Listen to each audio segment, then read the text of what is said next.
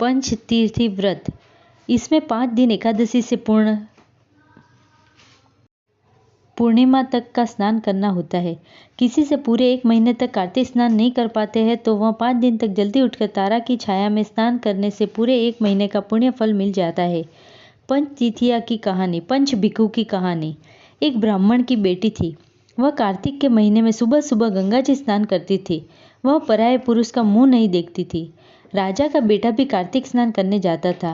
राजा के बेटे ने मन में कहा कि मैं इतना जल्दी सुबह सुबह आता हूँ तो भी मेरे से पहले कौन स्नान करके जाता है। कार्तिक महीने के 5 दिन रह गए। ब्राह्मण की बेटी स्नान करने आती और राजा का बेटा स्नान करके जाता। राजा के बेटे की पाँव की आवाज़ सुनकर वह ब्राह्मण की बेटी जल्दी जल्दी जाने लगी तो उस हड़बड़ी में गले की माला वहाँ पर भूल गई। राजा के बेटे ने वह माला देखी और मन में सोचा कि यह माला इतनी सुंदर है तो पहनने वाली कितनी सुंदर होगी। ब्राह्मण की बेटी ने घर आकर ब्राह्मण से कहा कि मेरी माला तो राजा के बेटा ले गया, उसके पास जाकर मेरी माला लेकर आओ। ब्राह्मण ने राजा के बेटे को जाकर कहा कि मेरी बेटी की माला दो। राजा के बेटे ने कहा कि यह माला मैं तब दूंगा जब तेरी बेटी मेरे महल में 5 रात आएगी। ब्राह्मण ने घर आकर बेटी से कहा राजा के बेटे ने यह कहा है। जब बेटी बोली मैं जाऊंगी, लेकिन राजा के बेटे को कह कर आओ कि मेरे आई हुई की साग कौन भरेगा। ब्राह्मण जाकर राजा के बेटे को कहा। राजा का बेटा महल में तोता का पिंजरा लटका दिया और कहा कि तेरी साग यह तोता भरेगा। ब्राह्मण की बेटी पहन ओढ़कर राजा के बेटे के महल में गई। जब कहा कि हे भगवान, मैं हर की पेढ़ी समझकर चढ़ी हूँ, पापी की पेढ़ी समझकर नहीं चढ़ी हूँ। पहली पेढ़ी में पाँव रखा। जब प्रार्थना की, हे कार्तिक ठाकुर राय, दामोदर, 5 पांडव, छठे नारायण, भीष्म राजा, पापी को नींद आ जाना।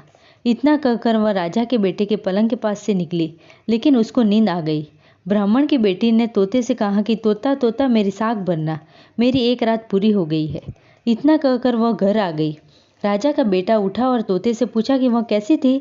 तोता बोला, आभा जैसी बिजली, हाल जैसी झल, केल जैसी कामिनी, गुलाब जैसा रंग।